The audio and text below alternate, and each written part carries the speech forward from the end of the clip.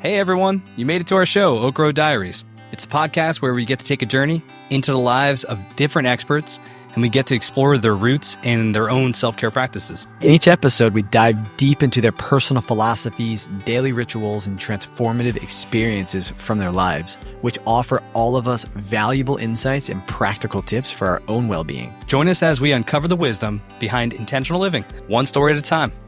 This episode, we journey across the world and discuss what it means to unmask oneself. Glenn is the visionary founder of the Imperfectly Perfect campaign. It's an initiative that has sparked global conversations around mental health and vulnerability. He's an advocate, a speaker, and a changemaker who's empowering people to embrace their authentic selves.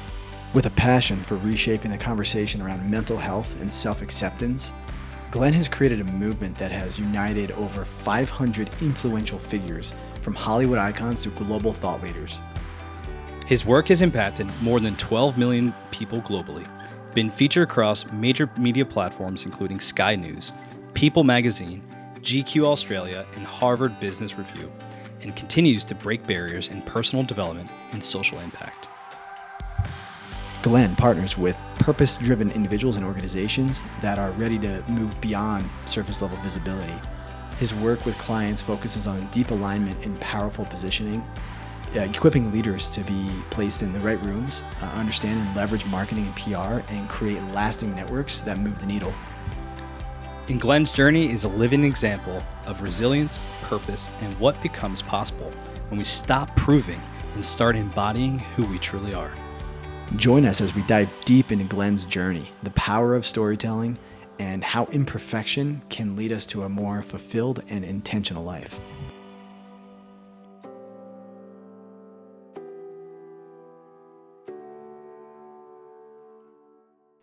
You're kind of a big deal, Glenn. My mother, to my mother. To your mother.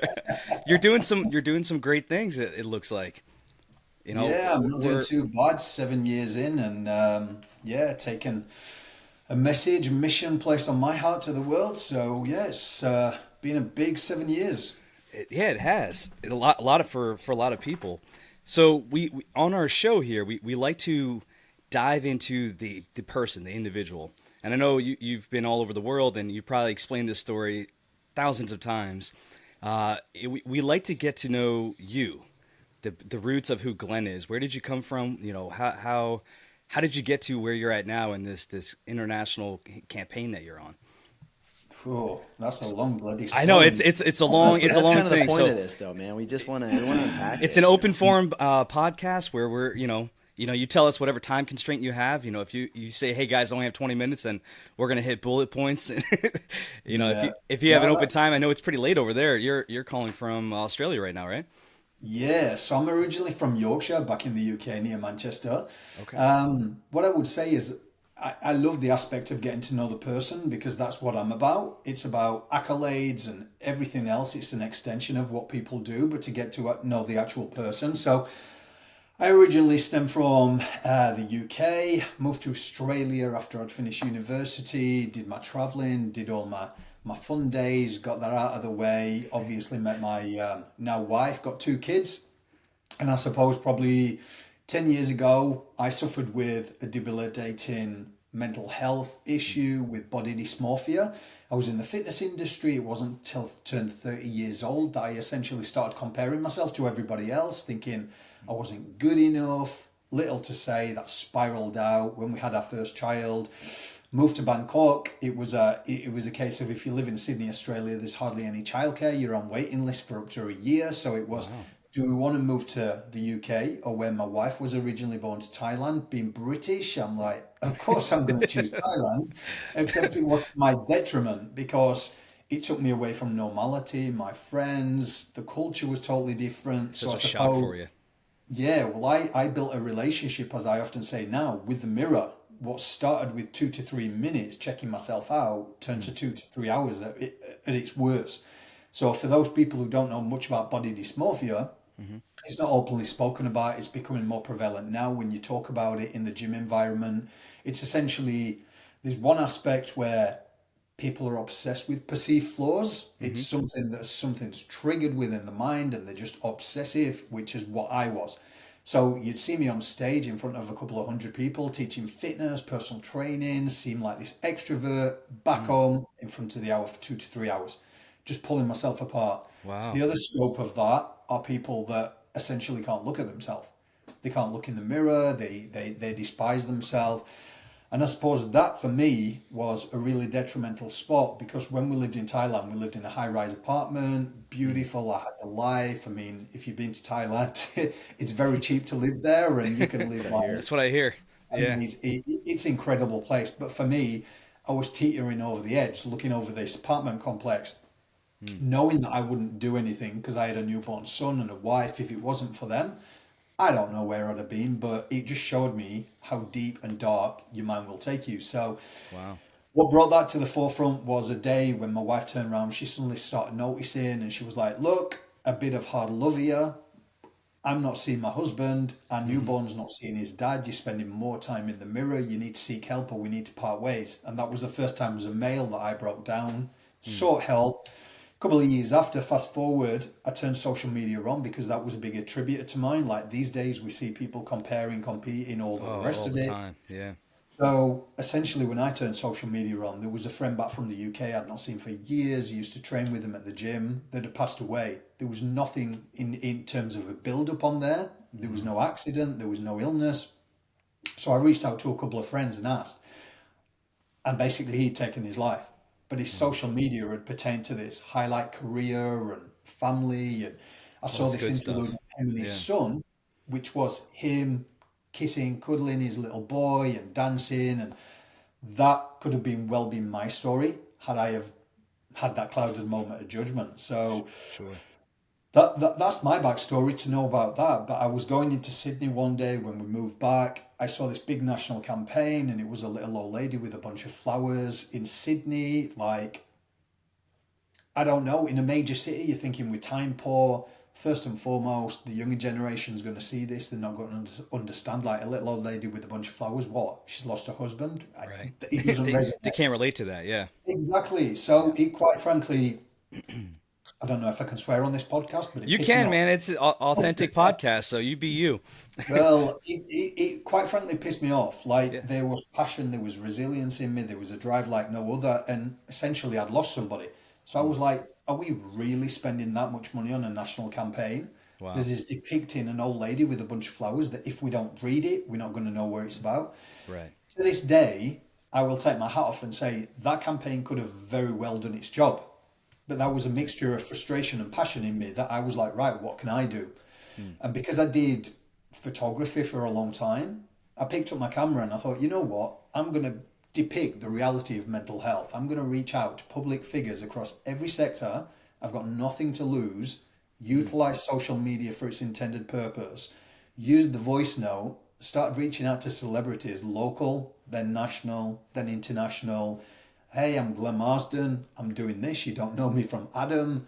But there was a sincerity. Yeah. Like, and people, whether they came on or they didn't, I had nothing to lose. But 7 years on, 12 million people, international coverage, media, over 500 of the world's biggest names from every sector, international book series. I do events, I do speaking. And Incredible. yeah, me guys. Just incredible. And Thank you. we can align a lot like what you said. You know, we have nothing to lose. We reached out to and continue to reach out. You know, obviously you, like for example, you're on this show, man. I mean, that's huge. You know, we're just two brothers just trying to be authentic, trying to teach people about this intentional lifestyle. Part of that is our pillars, our 7 pillars that we try to hit home every day. You know, for some people, it could be one act of yoga that hits all 7 of these pillars. Or it could be that, you know, the mental health pillar hits more physical for them. It all depends on what's in their mind, right? But the awareness that we're just trying to raise is not only about the mental side that you are hitting home, but we're talking about the whole body of the emotional stuff, the physical, the social, occupational, just all these things that incorporate into our lives. And you know, we're just out here, just trying to talk to people, trying to see how do we make this world better? And obviously it starts with us. It starts with the individual people and trying to teach them these self-care practices, or at least raise awareness of these self-care practices because the stress in the overwhelming stuff is not going to change in people's lives, right? It's still going to be there. It's still going to be issues. Is how do we work together as this community? So, like I said, man, we appreciate you just taking the time. I mean, it's almost midnight at your time, which is incredible. You know, this public figure, which we appreciate. We can't say it enough to you. That's correct. Right. So if is somebody from Yorkshire a United fan, or is there another club out there that I'm not? Ooh. So I have to go back to my hometown, which was like Sheffield. So Sheffield United. Sheffield A lot of people United. will be glory supporters with Sheffield Wednesday, or they'll say Manchester United. But you know what? I'm rooted in Sheffield, so it has to be the Sheffield United for me. Okay. Or I could go even local and say Barnsley, but nobody knows what Barnsley is. So Is that a smaller club? Is that why? it is. It's yeah. I found out the other day that my sister's son. So he's coming up the ranks now, and he's actually just been signed by them. So That's awesome. yeah, is that I don't know professional. They do it at a lower level, and then the next level's professional. But yeah, because I haven't been back home for. I speak to them on the Zoom and everything, but I haven't been back to Yorkshire for about 10 years. Whoa, Sheffield's in the Championship League, right? And to be honest with you, mate, I don't follow sport no more in terms of football. So you could have asked me when I lived in the UK. I moved to New Zealand, and I became a rugby guy with the All Blacks, and then I moved to Australia, and I just fell out of love with sport because they do cricket here, and I'm not a cricketer at all. Oh, really? So you don't even. Yeah. Are you familiar with what the Wrexham guys are doing? The whole Welcome to Wrexham series. No. Yeah. Okay. So it's Ryan Reynolds and Always Sunny Sam. What's his name? Oh my gosh, Rob. Oh my gosh, his last Oh, name. did they buy a football team? They bought a did. Yeah, they bought a team, but it was at the very bottom level of the the English Football League. Yep. And anyway, it's just been a really cool, and they of course decided to document this whole thing, and it's just amazing to see what you can do. Well, first off with money, and money. what they did with some cash. Again, they only had so much to throw at it though. But like what they were able to do with that, and how they were able to get promoted time and time again, and they just got promoted again. Now they're in the Championship League. And so, and then again, I didn't know what's fun about all this. I think what's amazing about, you can appreciate this with your background in marketing and really the arts via photography. I mean, I think it really started with Drive to Survive, Formula One, and what they did and how they unpacked the sport and how they showed you in the paddock and how they showed you the teams and the personalities. And they were truly the foundation that all of these Welcome to Wrexhams and everything else out there, all these amazing sports series, what they've Full done. Swing is now up there. Yeah, you see behind the scenes of sports where a lot of people they see the sports and they see what's on TV, but we want to know the behind the scenes, which is kind of our whole platform, right? We're trying to get behind the scenes of who Glenn is and all the other guests. Yeah, that's the thing. The accolades of them, their achievements are amazing. But there's something that led to that. It's not the heart. It's not. How did they get there, and what drives them? And because as much as I've done, I've laid in bed with the entertainment industry per se and the corporate industry, and I just cut to the chase, and I'm just like, that is the superficial part. Yep. But what drives you? Because we know that life can be shit. Yep. Yeah. So I want my audience to find out that reality. Like, business is not hard. I've built this from scratch, and like you said with Ryan Reynolds, they've got money. I started with no resources or anything. So if I did it without money, and what can be achieved? Yeah. Can you imagine with the money as well? Right. Oh, it's incredible. So Yeah. one foot in front of the other. But find out about the bloody people. We need the world to change a little bit. Because I said this on a podcast the other day in LA, and it was like, the sad thing is there will be people who will look at you guys doing this, and they'll go, but what's behind it? Because no one's that selfless. Right. And that is because we've been conditioned so much by media and society that they can't think for 1 second that people truly do want to help other people. But if you've been through adversity and pure shit, you don't want to see other people go through that. So you will put yourself a lot of the times behind everyone else to push them up. But that has to change along the way, guys. So when you're building it, don't forget about yourself. Yeah. So absolutely. You're from this small town, and you grew up playing sport, or what? Give us a little bit more of the background, and what is it? The child of who Glenn was. Well, everything's Penistone. It's a really small countryside, so it's pretty much just farmland everywhere. The first time I took my wife back, she said, "This is beautiful," and I appreciated it as older eyes. Like going Yeah. back at 22, taking my Sure. wife, I was like, "This is stunning," like Yorkshire Dales. And then after 2 days, my wife's like, "What do you do?" Well, I was just gonna say, what do you do then? Like Was the it the farmland is rainy? great. Was it the Yeah, rainy time, or was it not the rainy season? You're like, oh, bloody England, mate! It's I was always gonna rainy say, I knew season. you were gonna say that. It's like Excuse me. Seattle. Was it the sunny time? Like, did you get any sun? No, we do. But the thing is, when it's like, well, I live in Australia now, so I know what heat is. But when Oh you're man. in the UK, it kind of gets to like 14 degrees, if you know what that is over there, because I know it's Celsius over there. But 14 degrees, it's on the front page of every newspaper saying heat wave. Really?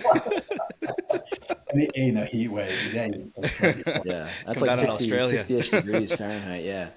Yeah, that's not Nah, bad at so I all. moved to Australia where everything can pretty much kill you. Sharks, spiders, the Oh my gosh. You step outside, man, you got everything that kills you. Yeah. oh no. So Yeah. you're growing up in this countryside, just the classic. Like Sam and I grew up around farm fields and everything. So you're probably did, out there yeah. on your bike. You just go off for you could be off for days on end. The parents would be like, "Oh, they'll come back." Like exploring Exactly. exploring the wildland. So what did you do as a kid? What kind of stuff did you Well, I think it's like you just said there, exploring. I think the thing for us was like, I think we've really lost that these days with the kids. Maybe because I'm in a city and that, but it was like you go out, your parents literally don't know where you are, but you 100%. come back when the street lights come on. Yeah. Like, We didn't even that's have the thing. streetlights. We No, No, but no. that's we came that's back when the sun interesting. went down. I'm gonna pause there because you grew up in a completely different country, but you just said you come back with the streetlights come on. I thought literally that was the only expression that we used over here in the States. No, I did not no. realize that was a common thing. So that's pretty cool, Yeah. man. But yeah, We do now. kids these days they can't get that exploration. The parents are too I don't know about sensitive, but they're just too worried about what's going to happen to their kid. You know, they're too Yeah, fearful of and someone going to take them or well, that's the thing because the world has changed, and I think it's well, I'm 42 now, and I think like the last generation of us, where it was like we essentially knocked on people's doors to see if Yeah. our friends were coming out, sure. and we went on our bikes and we went Memorize like phone numbers. obviously you guys were in the middle of nowhere like we were.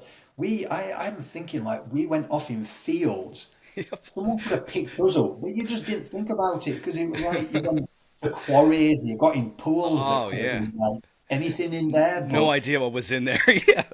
exactly, We would and that's we would build like call little them wool forts. people because we jumped in everything. We went swimming in local quarries and Oh wow. we camped out and we Yep. went fishing and Fishing yeah. at random streams and creeks and stuff. Yeah. That's what I call my first fish. We, Yeah. we even dug around in groundhog holes. We'd be we'd be looking in the holes, seeing if they're down there and stuff. I mean, we were so curious back in the day. Well, we Man. did something similar. We had pet ferrets. Okay. We went rabbiting. Oh. So it's kind of Oh yeah. well, not the big ones, but yeah. Yeah, and Dang, you man.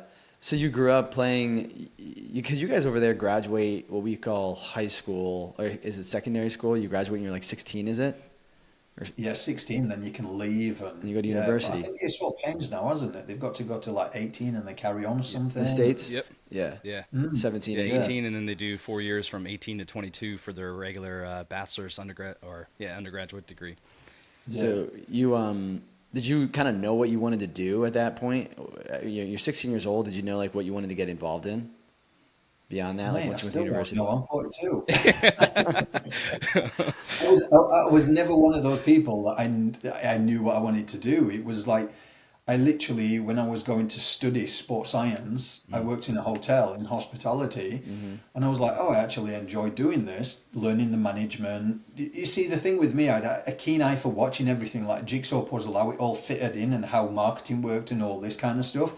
And then the next moment, because I used to stick up for the little people.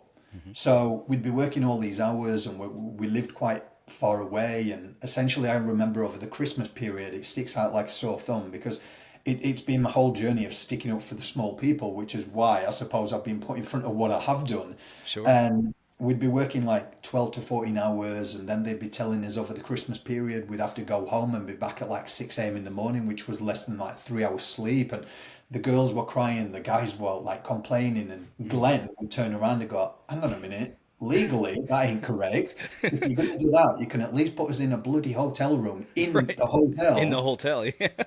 So anyway, the next day I got called into the office, and because I'm great at relationships and I'd worked there for the entirety of my study, I knew the owners, but they got this boss who called me in the office and like let me go.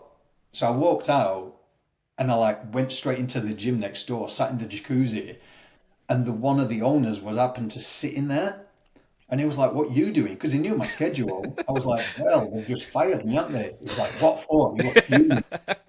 So I told him, and he was like, "Well, I had jacuzzi," and basically, I got a call that afternoon for my job back, and the guy got his ass kicked. But how things work, I always think that everything's supposed to be for a reason. As I got out of the gym, because I knew a majority of in the gym, and told them, the manager offered me a job on the spot. So I started on reception, then sales, then PT, Nice. and then it went from there. I followed this program called Les Mills International with like all these programs, and it was in New Zealand. So I decided family were going to move to New Zealand. I was going to follow that, and then my visa ran out. Came to Australia, never looked back. Can you So I just go? followed it.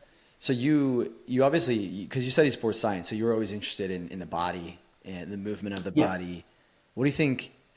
I mean, I studied business, right? And I can kind of explain for me, it just hit me. When I was a teenager, I've just always been interested in business. I've always been interested in investing in real estate. I can't explain it. I remember listening to a book and it was about real estate and how, how cash flow works and stuff. And I was just fascinated. I was like 17. yep. I'm curious what struck you. Can you go back to, because you studied sports science. Of all the things you can study, you chose that. Yeah, you know what? The beginning, it was the anatomy and physiology behind it all, and how the body works and integrates, and everything works together. What I soon started to realize was it was people that I liked, building relationships, and like I just said, with the accolades and everything in a gym environment, you're not looking at that. Not at all. People come in for a common theme So of raw. a Yeah. community or getting fit. You don't see a suit, you don't see a profession or a title. Yep. And I've taken that. So I can literally have the gift of the gab, walk in a room and talk to any single person. And I believe it stemmed from there. So that in its entirety has been my whole journey. And it's funny, through everything that I've built now, the marketing, the PR, the networking, all of that kind of the intricacies of that, but human behavior, effective communication, and psychology. I'm obsessed by it. Just seeing how people work and gaining the discernment to notice little things that they do, and manipulation tactics and business. And when you've got a good heart and you want to make a difference, you think that people want to help you. There'll be a lot of people that'll want to shit on you because they'll see your naivety Sure. and they'll see your heart. So you have to learn quick. So that has been what I've studied for probably the past 5 years through the crap experiences, Yeah. but also delving deep into just getting qualified in certain areas in human behavior. That's awesome. Yeah, we align a lot, you and I, where I was so intrigued with anatomy and physiology. I work in in medicine currently right now, and at a young age, for me, it was all about how did the body work. And then as I progressed now 14 years later in the medical industry, I care more about the physiology and the person behind. Okay, we get the accolades, like you said.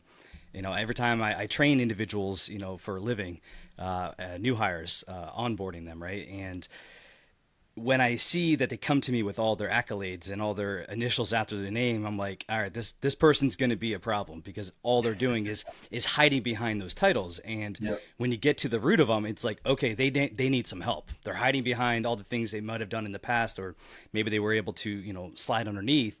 I'm not trying to demote their accolades, but a lot of the times it's those type of people that are usually the I guess the problem people, right? The people that really do need the most help, right? Yeah. They're hiding either, whether it could be the mental health issue or it could be their skills aspect that I have to now teach them on their basic skills that they should have known because their accolades show that they should know those.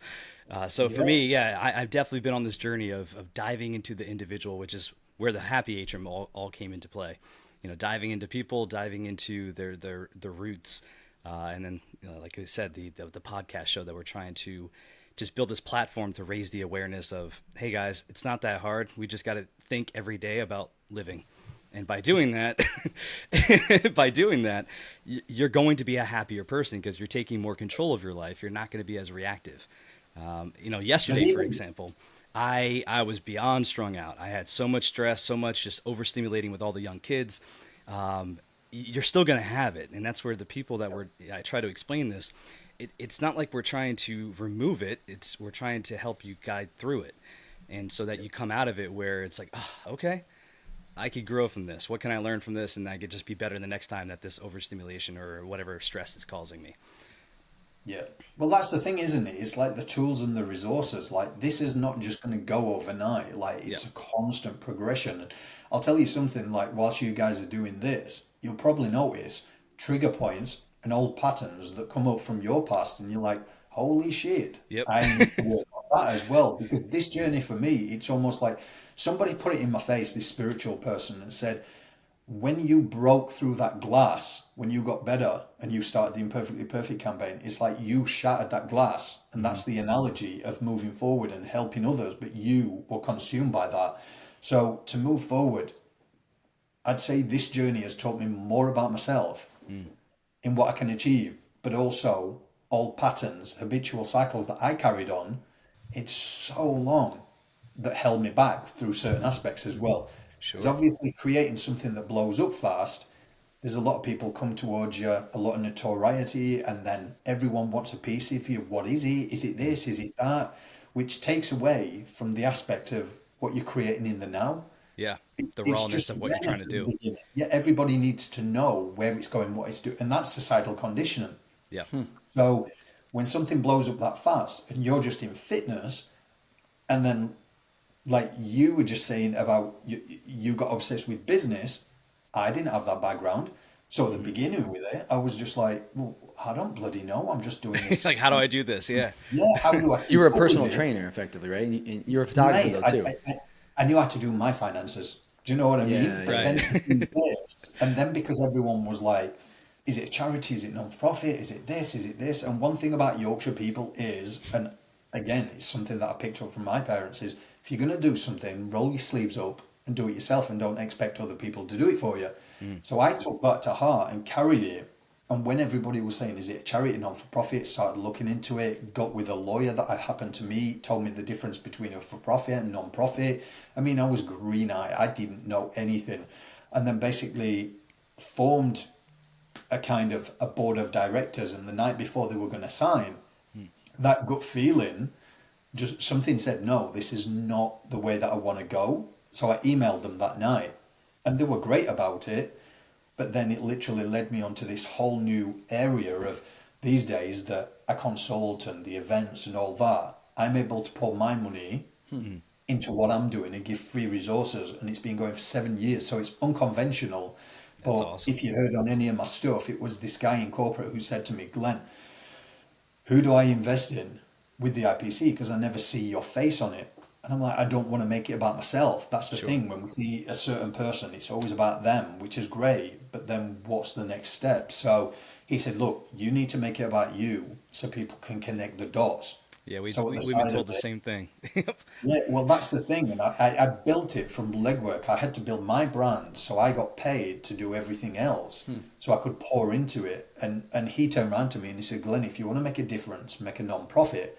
If you want to make an impact, learn how to do business, get bloody good at it, make companies pay you for your skill set and pour whatever you want so you don't have to do what people say or anything. Because a lot of these charities and non-profits, well, they've got to cross and their T's and dot their I's and everything, or they'll get the money taken off them. And if you look into the background of a lot of charities and how much the actual donations go into marketing efforts rather than the actual cause, and Right. it's a business, it's a model, and I get all that kind of stuff. But at the end of the day, I'm just like, guys, set up a GoFundMe so you know where your money's going. Yeah.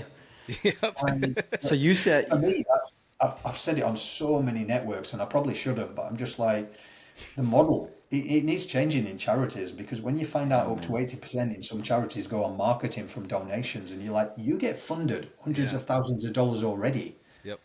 yeah, So yeah, no, let's do it's a GoFundMe It's usually flip-flopped. It's like 2% to 10% that goes towards the charity, and then the rest of it goes towards, the structure behind it. And it's like, what? Yeah, We need to flip-flop amazing this. things. I'm not digressing that they do Of course incredible not. Yeah. things, and we don't know certain aspects of business models, but then you've just got to go, how can we get people the help when there's more suicides and the epidemic from the mental health through COVID, and yet people are on waiting lists for 3 months, 6 months, and Jeez.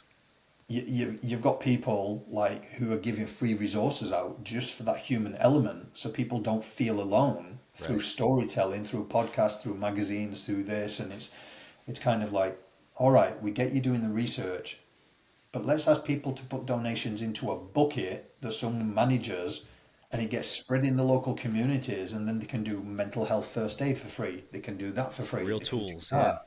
We can get some psychologists to do some group therapy for a lot cheaper than, I don't know in America at the moment, but in Australia it's kind of, you get 6 sessions subsidized, which are about $90 still, which Yep. is quite expensive for some people, and then it shoots straight up to like $300. So A session. people can't continue. Yeah. Per session. Yeah. So Yeah. good. That's usually what it is. It's, deductibles, with insurances and stuff like that. You still have to pay anywhere between 50 to, maybe $100, depending on people's deductibles. But it's extremely expensive. And again, you already said it before, where it's not that hard, right? What we're trying to accomplish is not that hard. We just have to shift the societal norm, which is stop being for yourself.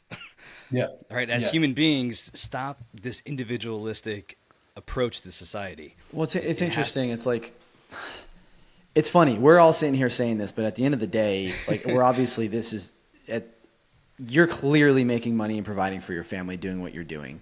And you have said that multiple times. You said, like, how can I take care of other people? Like, it's just the facts. Like, that's what you're doing right now. You're obviously, you make money through your royalties. You're making money through your speaker engagements and all these different things. And you said with that, you're able to, one, provide for yourself and your family, which is, you cannot rely on other people to do that. That is your responsibility.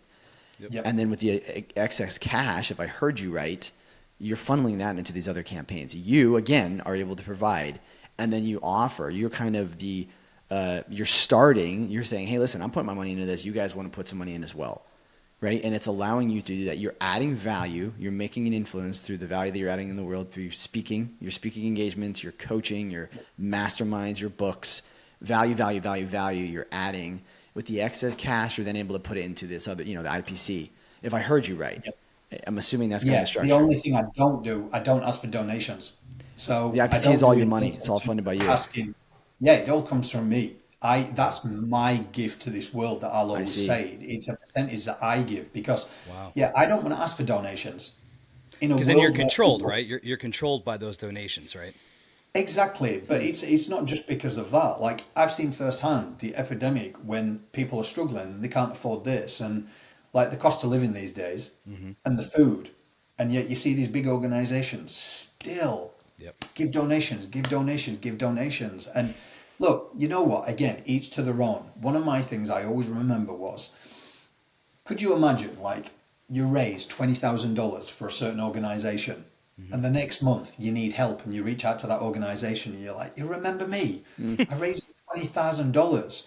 I wonder how quickly they'd get you in to, like, sort you out and give you a therapist straight away. Like, I was just a number. Yeah. Do you know what I'm saying? I mean, I don't know if that's true. This is just something that I just always think about. And I'm like, we've got to think where we're putting our efforts and we're putting our help. Like, if I can do something and make it sustainable for over 7 years through my own business and pour into something and tell people, no, don't give me money. I know you appreciate what we do, but at the end of the day, make a GoFundMe up. They'll take a percentage, obviously, because it's GoFundMe's platform. Yeah. Yep. But you can give the money to a local community so you know and you can see where your money's going. Yeah, I see what you mean by that. Now I understand. Yeah. Okay. But that's just something that's always been laid on my heart, because I always say, as a northerner, I'd rather be known when I pass as like Robin Hood, going to the companies, getting paid for my skill set, speaking, giving expertise on entrepreneurship for social impact. Now I've done all this, getting paid for it, rightly so, because, hey. Yeah, it's a skill of yours, right? There's nothing wrong with that. Well, that's exactly input to make profit in your business so you can pay me and then I can go and keep doing this. Yep. That's exactly right. You know, there's a model out there that I've always, and I know there are other companies, but I know one. It's called Charity Water. Have you heard of them? It's like charity water. They were on a podcast years ago. The founder of it, I forget his name, was on the Rich Roll podcast. You may have heard of Rich Roll, but Yep. so Rich Roll had him on the podcast, and he explained his model. So he explained obviously what they do, and he kind of gave his story and everything. But effectively, what they do is he said, "Listen, I know because he was working for the Red Cross, and then he saw that there was just like how much waste there was among different these different nonprofits." And he said, there's got to be a better model. And so basically he said, people are going to donate money, and I've donated money and everything as well, but people donate money to Charity Water. All of the donation is 100% goes towards the actual, what they do is they drill for water. So they basically drill for wells in locations a lot in Africa. And they actually geolocated. So they said, Jared, you gave, $50, $100, whatever. This is going towards this well in this location. We're going to attach this money to that. You're going to see the progress of it. And then we'll send you pictures of the people actually enjoying water from it. So 100% of my money and everybody else's money goes towards that. And they said, well, what about the organization? And they said, well, we get sponsors for that. So then what they do is they go around and get sponsors to actually support the actual staff. So to support the SG&A, right? The support all the operations. And so 100% of the donations actually go towards it. That's awesome. I think it's effectively kind of what you're doing in essence, where it's like your you're operations, but you are the sponsor. I'm the major sponsor. I mean, when I get my events on, I'll pull sponsors in. But the big thing is because I get big Hollywood names coming to my events, I'm like, well, I'm also going to give you marketing for that. So as soon as they get out, then it's going to create a ripple effect because I know PR and I've built relationships all this time. Then I can also get you marketing, which you'd be paying tens of thousands of dollars for. So it is that Robin Hood model. It is. You want my skill set. You want my expertise. Yep. I've had to sit my ass down and learn all this for 15 odd years. So, hey, you know what? You can do it, and I can keep on helping these people because I'll tell you something, guys. I've met so many people who are out there trying to help people, and there's different models what people are doing, and there's so many people that quit after a while because they can't make it sustainable, and then they're chasing the tail with trying to get events doing so they can get donations. And if there's anything I've learned being around a lot of people when it comes to business is learn the bloody skill sets of business. You need to know your foundations, what you're doing, where it's going. You can have a good heart, but there's a lot of people who will see that naivety. They'll try to utilize you. They'll try look over through around you. They'll shit on you, everything. So you need to, you just need to get clued up in business again with the psychology behind it. You need to see people coming miles away and then new levels, new devils, because then you're going to be around a lot of corporate people who are very smart. And then, it's just, for me, I love it now, but there's been some times along my journey, like anything, you're like, why am I doing this to myself? But you learn more about yourself and what you can achieve if you keep going. But some people, unfortunately, they quit before they get to that next stage because it gets hard. And we run on money, but I always say, do not quit a job. Like just to do, like keep moving, put one foot in front of the other and take imperfect action. People are like, I don't have the resources, so I can't do it. I can't do this because I'm not clued up on this. I don't have team. I don't have this. And one thing about organizations, I said to one chairman once, I was like, hang on a minute. If one guy, me, can run 9 social media accounts, work on construction whilst I'm building this 12 hours a day, 6 days a week, have a family, have little sleep, but still do it, learn how to do marketing and PR, influencer marketing, that, contact celebrities, shoot the celebrities, edit everything, build a website, do a database with no resources. Why are you paying 5 to 10 people in your social media team for one organization? We get that, man. Social media can be a bitch for sure. So Glenn, I'm curious if I want to get into the body dysmorphia a little bit. Yep. Because obviously, like you said, there's a lot of people who suffer with it on different levels. So There's a lot of men out there that they don't feel safe enough to talk about it. So you're. I mean, yeah, exactly. So there's women out there. We hear it all the time, right? Women are they market that, but I feel like there's this shift. I mean, men are getting more louder with their feelings and their emotions. I feel like the societal shift is happening with that, but back when you dealt with your, maybe you still are dealing with it, but back in the shift or that change for you, that was a very unspoken thing back then, right? Like it wasn't something normal. You were in the fitness industry, and people didn't talk about their bodies. Well, I like imagine that, you in were that pretty way. fit, right? Was that fair to say? You feel like you were pretty... Well, this is the thing. I can look back on pictures now, and I near enough had an 8-pack. I was lean, but I was teaching classes all the time. And the thing was, I wanted to get a bit bigger. Okay. But the thing was, I was teaching a lot of martial arts and cycle classes. So what I essentially did when it comes to anatomy and physiology was cut my pec minors off. My shoulders were coming forward like a boxer. Sure, Okay. sure. But because no one ever said anything to me, I was continuing to train my chest, bringing it tighter, Oh, it's just tighter. being tighter. Yeah. And then people's going to me, right, so this is how I clued up. Some PTs are, just eat more food, eat more food. So then my 6-pack, my 8-pack was disappearing, Yep. but I wasn't having a chest. So then I didn't like the way I looked. So then I'd go back and then I'd be, when you're 30 years old, I thought your life was supposed to be like, you've got your career, you've got your kids, you've got this, and like, what the hell? And I'm just comparing myself left and right. And like, I can ask my mates now and literally say, did you think there was an issue? Because I'd be like, every time they're trying to get me to lift heavier, I'm like, I can't feel my chest. I can't feel my chest. Like, why aren't my arms as big as you? And like, one of my best mates is like, yeah, you were bloody annoying at times, mate. And I was like, but why didn't you say something? Huh. And that's the thing about body dysmorphia. It's like, as a male as well, a lot of people don't say it. So it took that hard love from my wife to say something. And when I did open up, well, you know what? Again, with IPC, it was like, I've got nothing to lose. You know, when you get to a place where you're just like a little bit older and you're like, fuck judgment. Yeah. Yep. it's just Like, do it. I am who I am. Who cares what Yeah, people you're either say? going to take me or you're not going to Yeah. take me. I mean, Right. I've got nothing to lose. You're not in high Like, school anymore where you cared about it all. It's like... exactly. And the thing is, it's kind of like, you realize you're like, I've got to speak my truth. And if I don't speak it, then I'm going to hold it in. And then that's mentally exhausting. Yep. And at the end of the day, if you're going to judge me, you're going to judge me. You're not my people. Yep. So if I'm going to do something called Imperfectly Perfect and literally lead something, telling people to share theirs, it was when I went on a podcast with this celebrity who came on my campaign, and she said, Glenn, she said, we know you lost a friend. She said, you're passionate, but you are relentless. I've never met anyone like you. Like, you'd contact me, and then if you didn't hear from you, you'd be like, back in touch in a week's time. She was like, that, relentless, that. And I was like, yeah. And she said, but that's a good thing, because it showed me you had commitment. Because as a media entertainment professional, you get so many people reach out all the time and they just disappear, or it's fleeting. Whereas you, so yeah. And then she said on the podcast, she said, so what's your story though? You lost a friend, but why are you this relentless? And then I opened up about the body dysmorphia, and she actually said that podcast episode got so many hits by guys, and even a boyfriend turned around and said, I didn't even know there were a name for it. It was like, I check myself out. I hate myself. I'm always comparing and looking at my body in the mirror and stuff like that. So it really opened it up. And Well, yeah, your wife gave you... Good. Sorry, mate. No, I'm sorry. Keep going, please.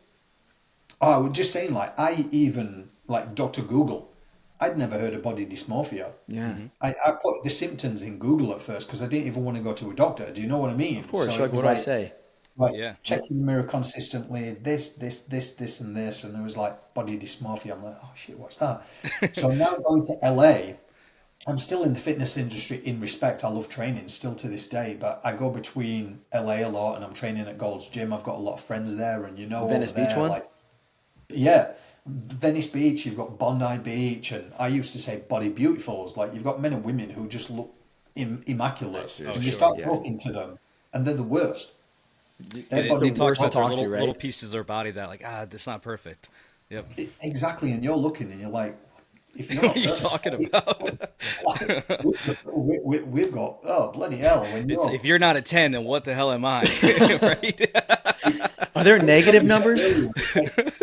These people that have the money, these people that you've met, you got more interested in the person because you realize, like, money, fame, body beautifuls, it's just masking a lot of insecurities and stuff that they're trying to deem. Because a lot of people that I got to know was, there were some bodybuilders that came through addiction, but yet they'd moved from one addiction to another addiction with steroids. Yep. So they were still masking things and not actually getting to the root cause of the problem. So it was good to have those conversations, because when you can have those conversations, it's like three guys now just talking about body dysmorphia. Yeah. Oh yeah. Probably when we were younger, you wouldn't really have these open conversations. And No, What I do you mean we all think? went through it. I mean, I would even argue, You have aspects of it not argue, now. but I would say we still go through it, right? There's you know, you put on a shirt, you're like, it just doesn't fit right, doesn't feel right, right? Your wife will say, no, you look good in it. Like, nah, I don't feel that way, right? I don't know if that's dysmorphia though, right, Glenn? Like that's it can borderline on it. If you start getting obsessive, like I Oh, don't for even sure, think yeah. about it these days, but it's those little intricate moments where it's like you look in the mirror for a little bit too long, then you're obsessing. So when I said 2 to 3 minutes with mine, it'd be like I'd be on stage, I'd be teaching classes to like 60 to 100 people. I'd get home, I'd have a shower, I'd stand in the mirror like, oh my arms look, oh my chest, is it like, yeah. and then an hour would pass, 2 hours would pass, You or didn't I'd go out realize to it, a like, dang, restaurant, I'd be having dinner, and I'd blame that I was drinking a lot of water because I was in fitness, and I'd be sure. disappearing to a public restroom. If no one was there, top would be off, just checking myself out just to see if there was, and an external, someone would be like, he loves himself, doesn't he? Oh, But no, it's like no, I it's do. no, I don't. I completely hate myself if people only realise. And yeah, body dysmorphia can be. So how did When I was, you? when I was I was just gonna Yeah, ask Jared because what you're probably gonna caused say the it? same Yeah, thing. like I'm curious the cause of it that you think as you've been unpacking it over the years. And after your yeah, wife gave you so the ultimatum, tell me how you the journey through it. you know what? I think it's gone deeper even recently that I've learned. So Yeah. mine, it pertained to social media. I realised after a long time I was comparing myself. It was when highlights started becoming a little bit better, and then social media with the bodies, and I was like, why's mine not shaping up? And then, to be honest with you, it was only recently I've been doing a lot of this thing on worth and things that came up from my past, and like everything that I've achieved, everyone can tell me it's absolutely incredible. Now I know, and I know my worth and everything. But for a long time, I was just giving to the point where I was like, hang on, I'm jumping in construction for all these hours. I'm giving to everybody. I've got nothing left. I've got family. I've got this. Why am I doing this? And then it came down to worth. So I probably picked that up from my parents, and that's a trauma-based thing that's in subconscious. So I had to work on that, which is what I learned through this campaign, which I'm grateful for. But then on top of that, I was like, holy shit, maybe that worth came into the body thing as well. I never thought I was good body. So it was like the work ethic. I always had to prove myself. Right. I didn't know my worth, so I had to work harder. My body, I didn't think it was as good as others, so I had to. So you see how it all spirals, and it's like so ingrained subconsciously that if you don't work on that stuff, you carry on, and that's why so many people are trauma bonded, that they're holding on to it, and it's holding them back in a lot of things. How many people have you met over the course of 7 years that align with everything that you're talking about? That are like, oh my God, this is exactly what I deal with on an everyday basis, or is Oh, this a shock for people, or you're like, no, this is a real thing. no. And it's more surprising to the women that I speak to on shows Okay. and going, oh, wow, I didn't know that were as big. Whereas you'll speak to guys on shows and go, oh, yeah, no, I went through that. Oh yeah, I would probably sit here and say that close to 100% of men go through all of this. I mean, women, just human beings, go through all of the dysmorphia, and I think there's a spectrum, like you said. There's a borderline of I don't look good in this shirt, or you're just staring at the mirror, whether it be in the shirt or whether it be your body saying, I wish this little part of my body was more toned. Especially in the fitness world, I'm sure it's probably all of them. Oh, it's You know, worse. I mean, It's it's you're 100 times constantly being worse. judged on, your leanness and, oh, this muscle's not popped out versus that other contestant. I mean, it's probably such a, Well, it's when they do the competitions, isn't it? yeah, It's if you're going and you're looking immaculate, you can't stay like that 365 days a year. No. not at all. And people these days are trying, so they're trying every single thing, additional supplementation to Sure. look like that, and they look incredible. But what's it doing to your mental health? Oh yeah. Have Like, you seen anybody shift with the IPC? Like they came across this in the fitness industry, and it's completely shifted their minds, or is there anybody that's still lingering in the past there? as in As positively and as in forward. positive or even negative, like they've learned about the IPC. Do you still see people stuck in that past now that the IPC is Not in their really. I life? think the thing with the awareness with the IPC was that it started conversations, and those conversations have just gone worldwide now. So a lot of the celebrities that have come on we'd go on TV and talk about it, and they said, I've heard from people in my past. Got I've it. heard from these people that didn't realize they saw me on TV and thought I had this perfect life. And then they opened up to me, that started conversations. Then work colleagues started talking about it. So it has spurned that conversation to go and seek help and actually realize that. And the reason why I did it, when I first went on TV and everything, everyone's like, media going, the celebrity campaign. I'm like, hang on a minute. Like, Hang you'll on. hear me on TV going, hang on a minute. There's people in corporate, there's people in sports, there's Yeah, people in this. I don't want it to be the celebrity campaign because media pertain anyone in entertainment to be a sure. celebrity. A lot of people in there do not call themselves a celebrity. But at the end of the day, I wanted it to go towards people that we pertain to be successful or have it all and realize, no, they don't. Yeah, they're They're just just people human that like have been the put up on this title. pedestal. Yeah, this Exactly. accolade. Yeah, So, Glenn, Exactly. you're thinking that, kind of unpacking it some more. You said throughout this campaign, the way I understand that is basically over the last 7 years, I've been talking about this, and I've been talking to people about it, and I've been discovering more and more about myself and what led to it, because something Yes. led to it, right? And you were saying it may have been, not like they did it on purpose, but potentially, parents, right? And kind of they did the best they could when teaching you about, hey, work hard, do this, don't talk about yourself. You don't have time for that. Like, you just got to put your head down and focus on it. If I understood you right, and I Yep. think Oh, what's interesting is, and maybe you've understood this a little bit better as well, but as in society, and I think you may have a disagreement with this, but I think men are protectors and providers, and they have been. Sure, there are women out there that provide and everything, but men are the protectors. Like that, in my personal opinion, that is how God has created us. We are the protectors. The women are the nurturers, right? Those are just kind of the natural states that humans have. And I think what's interesting is if men and women lean into their responsibilities and those gender roles in it's a more natural way and a natural flow. What I think is, not to say that they both don't hover, right? Men, obviously, you're a father, and there's a lot of nurturing that happens there, but there's these natural things, these natural attributes that we have about us.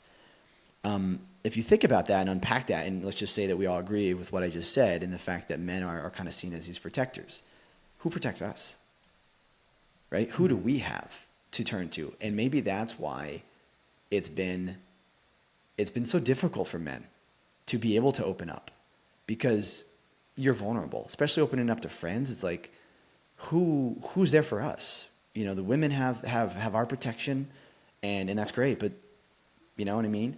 And so I'm yeah. curious your thoughts on that. Well, I think what you said there, it's a loaded question in itself, because to me, where I've been and the amount of people I've spoken to, and then I love history. I love looking into a lot of history and where we've come from, and again, this day and age, societal conditioning, media, maybe what you said there is portrayed, and it came from a certain time period where what power was being led by a certain dynamic or a group that wanted to take control of things and said, this is the role of the man, this is the role of the woman. Whereas, are we led to believe that? Because people, like you said, men or women, can be providers, they can be nurturers, like roles reversed. But because of this media and social bloody conditioning, we've all been indoctrinated to believe what certain people have said about each gender. Yep. Whereas it still comes down to the fact that there are a lot of women out there as well who feel as lonely as men, as kids, who 100%. none of us think we can speak out.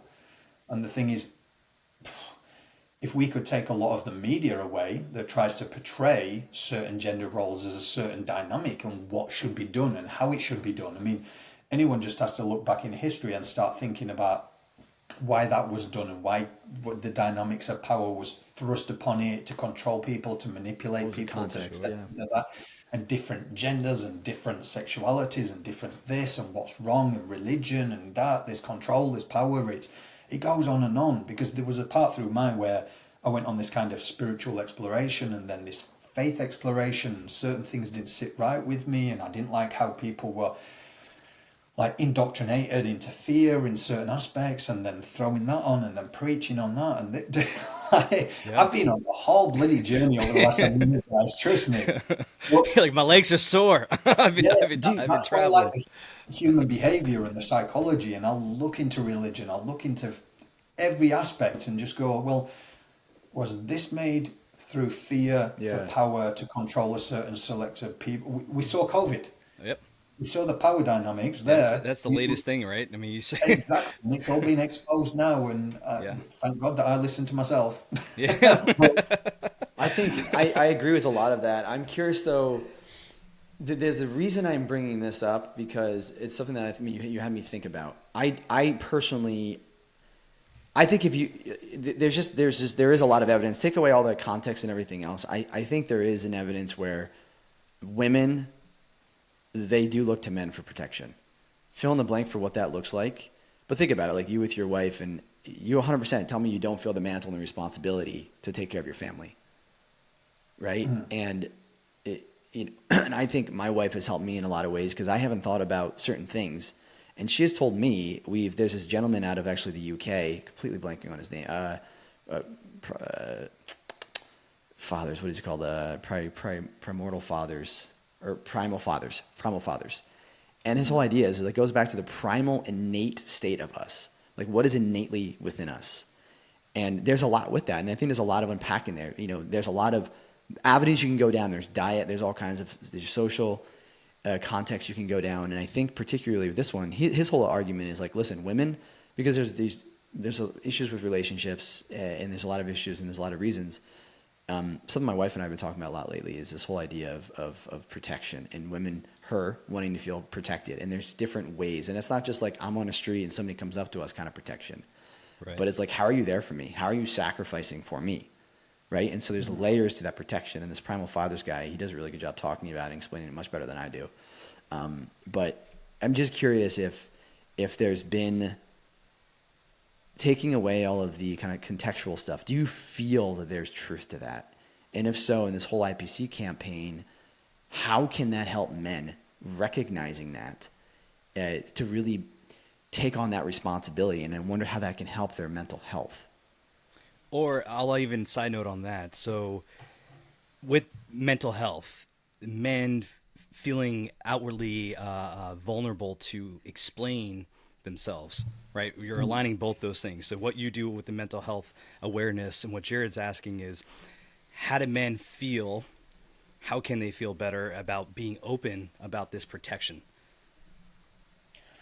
see, for me, when it comes to that protection thing, what you said in those kind of roles, those gender roles, I haven't felt that. I haven't been brought up around that.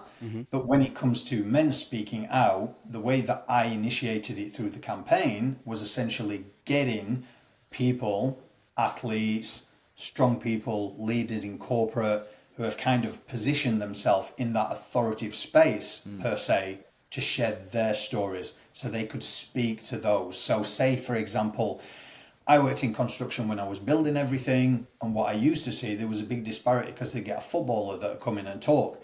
And I'd be like, these guys aren't connecting with this guy. Like, he's a footballer that's kicking a football around. These guys are in construction. They're not seeing their families. There's this big divide there. And I'd ask them.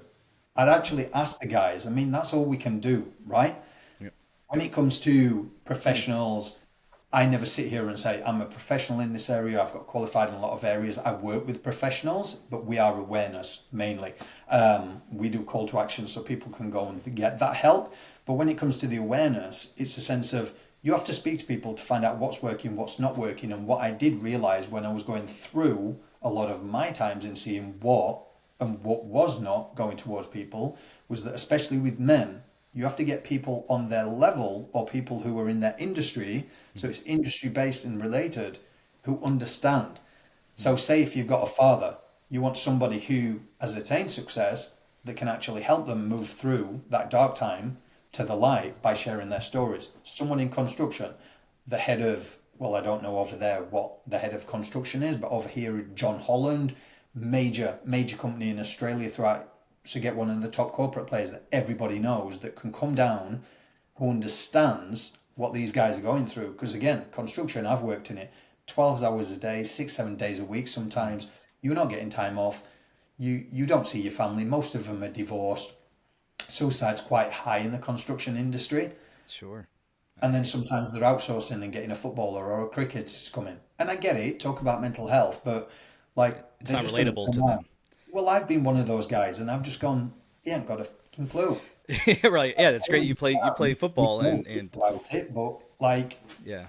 the industry related, people get it because they're like, that guy has been where I am. He knows. He worked his way up. He's gone through the struggles that I've been through. Exactly. And I mean, it's great that people are going out and they're sharing their stories, but all I say is just do your due diligence and make sure it's industry related, or you're just going to get that disconnect again. Yeah, yeah.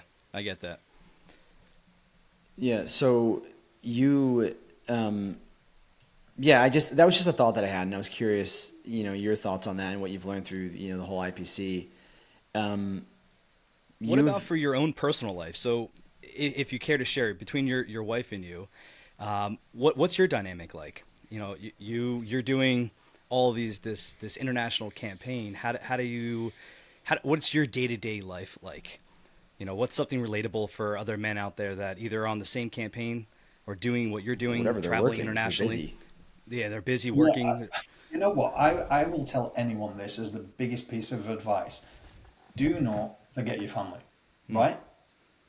As men, as women at times, when we've got something placed on our heart, whether it be business, whatever, we go full throttle a lot of the times, right? Sure. There's no such thing as work-life balance. I'd say work-life integration, right? Yep. Yep. Yeah. You do it when you can, especially when you've Yep. got kids, right? Oh, So when you absolutely. hear all these shiny things on social media, work-life balance, and I can show you this, it's like, Only okay, work 5 hours a week so you can spend time with your family.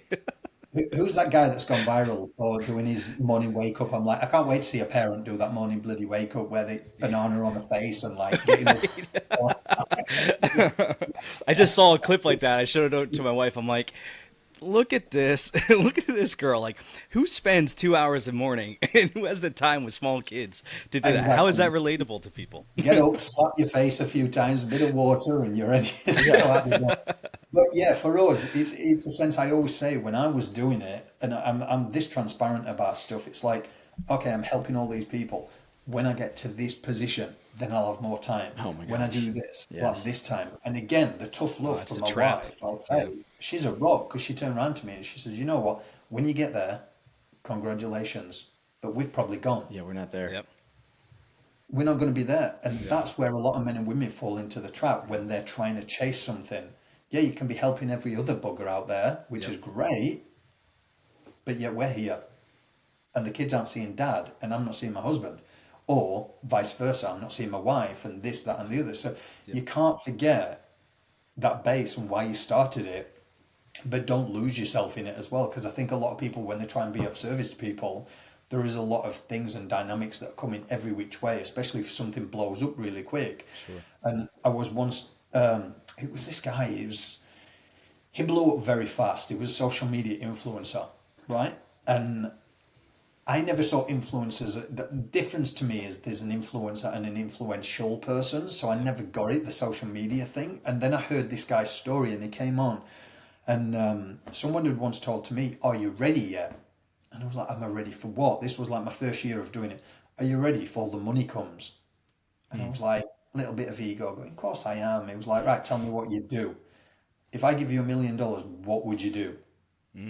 Like, oh shit. It was like, where would you invest it? What would you do? What team? Da da da da. And I was like, oh, okay, so I'm not ready yet. Yeah. And that's the process in becoming who you need to become to run something. And then he turned around and said, are you ready yet? And I said, this again, what for? And he said, for fame. And I said, I'm not looking for fame. He said, notoriety then. And I was like, what do you mean? He was like, have you got the right people around you if you go famous for the wrong reason? Or you get viral for the wrong reason? And I was like, holy shit. Yeah, So it's an eye-opener. Yeah. social media is going that far ahead, and there's all these young kids and everyone trying to get here, there, and everywhere really, really fast. But it's like, if you ain't got the right people around, we've seen these people on reality TV that have sadly taken their life because they've been edited wrong, or they get bullied, or they get anything like that. And then we've seen people who are running so far ahead that they haven't got the money to keep up, or they don't know how to manage it. And then we hear about lottery winners who lose all the money really quick because they've never understood how to manage money. So that question in itself. So when it comes to dynamics and me and my family, it's like as much time as we can together. If I'm traveling, if I can take them, or then we'll make sure we'll have a big family holiday, or weekends are all together, turn the phone off, and yeah. That's So awesome. how much time are you spending in the States then? What is it? Because you mentioned LA a lot. I try and go like twice a year. Yeah. Okay. So you're mainly in Australia. Yeah. Okay, got it. You do twice a year with your, I believe you, when we spoke before, it was your mastermind group, right? Yeah. So one of the things right. So this is funny. A lot of people was kind of saying, "Are you going to do retreats?" And I'm like, "Look, there's a place for retreats." I said, "But I'm not into kumbaya, sitting there journaling." I said, "That's great, right? But for me, my head's go, go, go. I love being busy. I love marketing. I love every aspect of business and networking and this." And I was like, "Well, you know what? Why don't you come and learn the theory, right? I can get you the keys to unlock the doors. I can learn you the intricacies of marketing. I can learn you PR. I can get you in front of the right people. I can open the door. I can do it all, right?" And they was like, "Oh, sweet." So then I started taking them because years prior to starting IPC, I used to do photography for a lot. And then We I was saw like, that. I Amazing. was working on film production and stuff like this. But when people tend to look over you because you're production, well, what they don't realize is if you're someone like me, you're watching the jigsaw pieces, you're watching how it all fits together, and you're networking. Well, that comes into play full circle because now I'm able to get people through the doors over in the US towards agents, towards management teams. And the funny thing was, I remember back in the day, and this is how naive I was. It was like, "Glenn, can you connect me with? Glenn, can you do this? Can you do that?" And I'd be like, "Yeah, sure. Glenn's a good guy. Glenn's a good guy."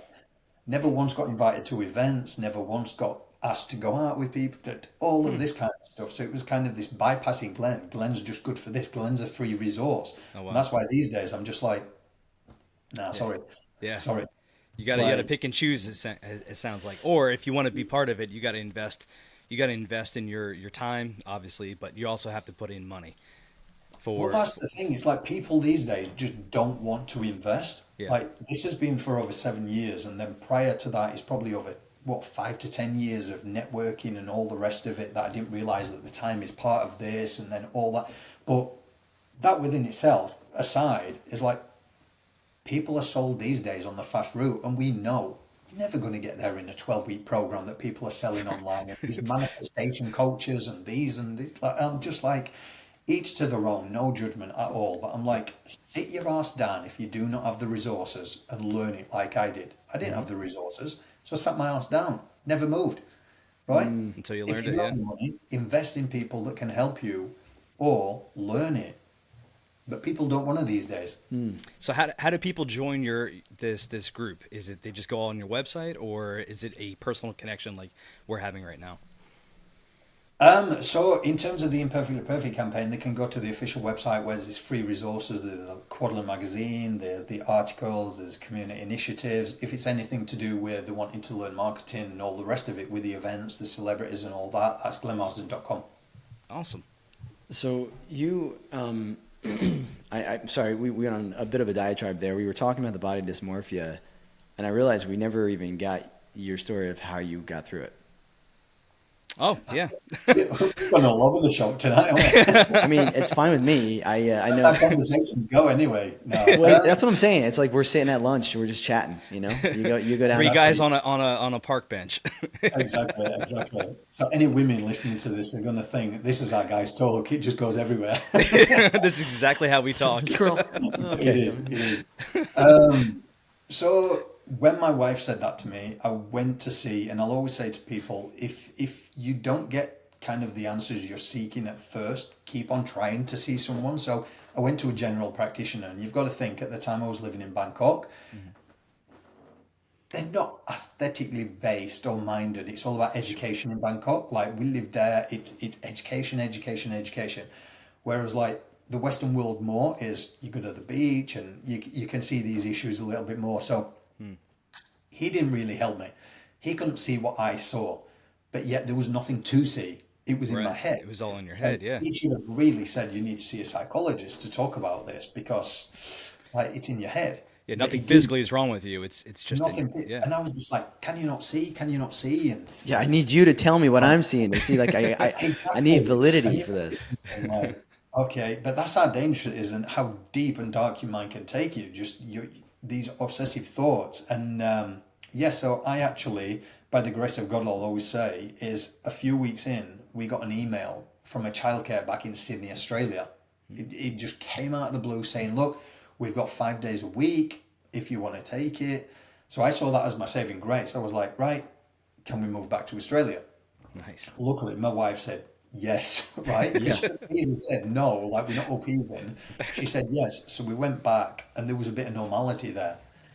So it eased a little bit, but still it was there, it was lingering. And my wife was like, don't forget what I said, like you need to sort this out. So I went to see a psychologist after a general practitioner had got me a referral.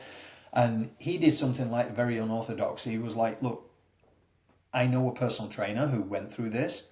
And I think because you're in the fitness industry, I think it'd really help you. So I actually met up with this personal trainer who'd gone through it and I started training with him. And it was actually that guy that not only helped me, I did a bit of cognitive behavioral therapy, but also talking to another guy who's like this big bodybuilder dude, talking through it, but then actually realizing after all that time, what I put myself through, cutting my pec minors off, he was like, dude, we need to train you back more. There Like, you go. So he put that logic back into your body. And Right. there were so many guys that had just gone, keep going heavy, even other personal trainers. And it was him. And we did ART therapy, massage therapy, and just got my back. And then my chest started growing. And I was like, I put myself through 3 to 4 years of hell Wow. over something like that. So what that showed me essentially was, and I've said it a lot of times, is if your mind can take you to those places so deep and dark, imagine where it can take you the other way if you apply it. Yeah. Yeah, for sure. So you and you knew physically this changed. knowledge before. Like what he was teaching you, you knew about it, right? You had that Exactly. background. Like of course, the people that do nothing but abs, they're going to be hunched over because they're literally their bodies are constricting.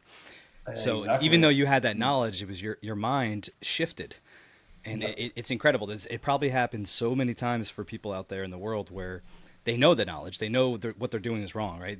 Drug addicts, they know that drugs are bad. Their mind takes over.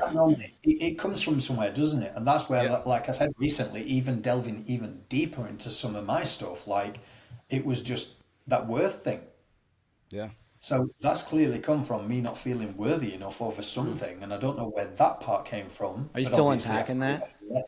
Are Sorry? you still unpacking? Like, what do I not feel worthy about? Is that something that you're still trying to work through? No, that was probably about a month ago, actually. So yeah, everything's a constant thing. Body dysmorphia, all that's constant. I That understand. went years ago, Yeah. but it was because I've gone even deeper. Yep. Because whilst I'm doing psychology and human behavior and seeing it in other people, I'm like, I want to delve deeper on myself, which is not always a good thing. No, it is. It could be scary, right? There's a lot of things that on this journey that Yeah, I've even been on, like it's these trauma based things that happen as a kid. It could be the smallest little thing where that unworthiness is coming into play, where your subconscious has hidden it, and just it comes out when you go through these journeys. It can give you a deeper sense of respect for your parents as well, because we always think of our parents as our mum and dad. Yeah. Well, clearly they had a life before us. So Yeah. what happened there? You need to talk to them. Are they carrying on generational patterns? And it's got to stop with me. Yep. So let's stop this before it carries on. And it's so funny because I even noticed I've got a 6-year-old daughter and a 12-year-old boy. My 6-year-old daughter, confident as anything, knows her worth, will tell everyone to buy stuff. She'll not pay for anything. Love it. Like Love this it. totally thing. And I'm like, being brought here to show me. That's what She's be checking like. you. Yeah, because I'm kind of I've been breaking this thing for some time. Because if you think, if it's only a month ago, like I do well, we're very secure in what we do and what we get and everything like that. But where I could have been several years ago, if I'd have known my worth, but I kept giving and giving and giving, and yeah, learning the psychology and just unpacking everything. They always say you can only help people to the depth that you're willing to go on yourself or have been. So I just find it all fascinating. I love learning about Well, it. yeah. I mean, you said yeah, up to even a month ago. So what? I'm curious what that looked like. You said, I went back to my childhood and like my worth. What was that So conversation with probably a month yourself? ago, I was in LA recently, and again, whether you're spiritual or not, it just how this played out. So I went to LA, and it was kind of everything was booked, the business plan and everything, and I got there, and the car that I'd hired for the whole time I was there, they couldn't find. Right, 15, 20 minutes. I'm like, how can you not find a car? Like, it's a rental. And the next minute, after like 15, 20 minutes, the big boss came out and was like, oh, give him the brand new Mercedes Benz. And I was like, what?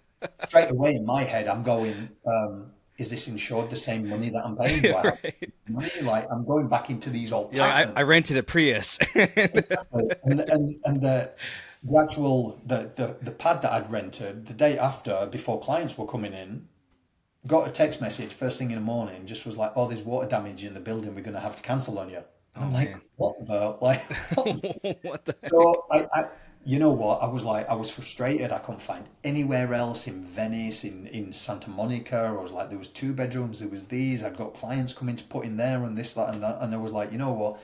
Things always happen for a reason. I'm going to go and have some lunch. I'm going to chill out. And I came back, and there was a pop up on my screen, and it was a penthouse apartment overlooking the whole of Marina del Rey. Wow. Dang. And it was only like 50 or something more than the What? actual thing. And I was like, so it was like an upgrade. I was shown my worth, like Mercedes Benz. I'd got Awesome. first class in this, and then I got a penthouse.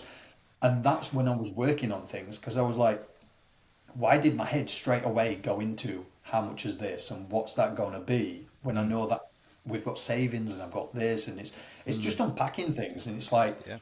I've known my worth each step of the way, but then why did I think of that? So there's still things in our subconscious that we hold on. And then I was like, that's got to come from here. And it took me back to thinking of a time when, when PCs came out, that's how Hmm. old I am.